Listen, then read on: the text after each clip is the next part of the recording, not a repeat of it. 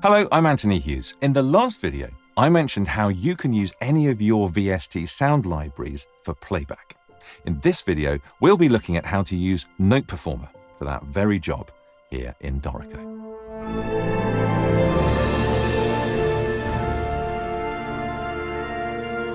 So NotePerformer is the artificial intelligence-based playback engine for musical notation, developed by Wallander Instruments.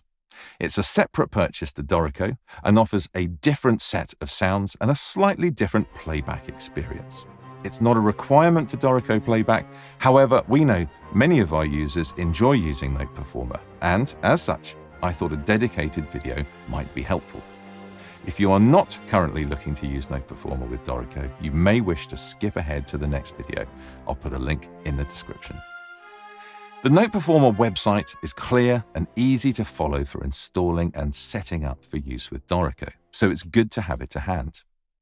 Once you've run the NotePerformer installer, launch Dorico, and a dialog will appear indicating it has detected NotePerformer has been installed and giving you the option to set the default playback template to make use of the sounds.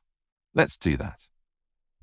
Now, any new projects that you create will use NotePerformer by default.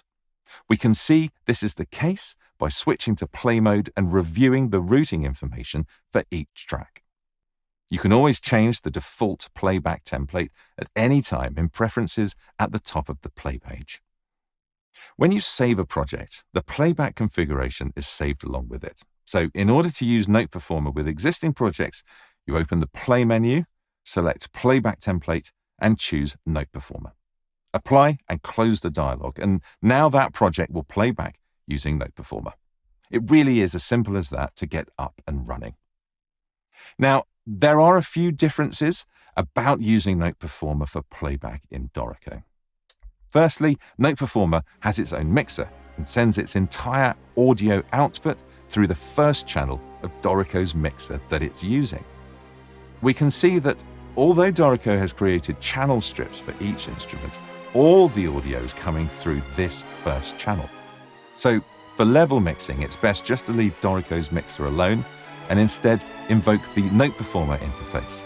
Here in play mode, either from the routing section of any selected instrument that's using NotePerformer, or from the NotePerformer instance itself in the VST and MIDI panel. Click the Edit Instrument button. You can see each instrument has its own channel in the NotePerformer mixer, and you can set the level, pan, and reverb send amount to create your preferred mix.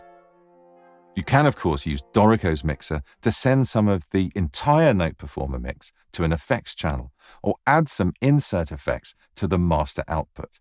We'll cover these sorts of operations in a later video.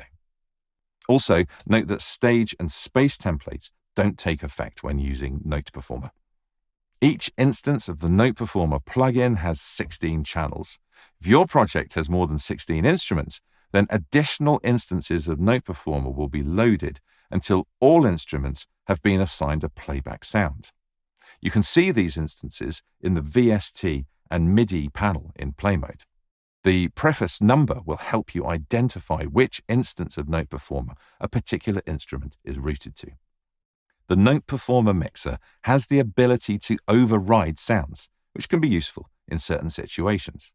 Click the instrument name, then choose variants such as a half section of string instruments, or perhaps soft mallets for the timpani. You can also choose different drum kits in this way. A more recent addition to NotePerformer is playback engines, optional extensions that allow you to use certain VST sample libraries you may own via NotePerformer. These can be a great next step, as they give the same automatic playback that NotePerformer offers, but with the sampled sounds you have chosen. Advantages include not having to reload samples when switching projects, and falling back to NotePerformer versions of instruments the library doesn't have sounds for. You use the same NotePerformer playback template in Dorico, load a separate playback engines application, and choose which instruments you want from each of your playback engine libraries. In the next video, we're going to look at using other third-party sound libraries and how to manually replace a sound in your project. In the meantime, I hope you found this video useful. If you have, I would really appreciate a like. Thank you so much. And subscribe to our channel to hear about more of our videos. I'm Anthony Hughes. Thanks for watching.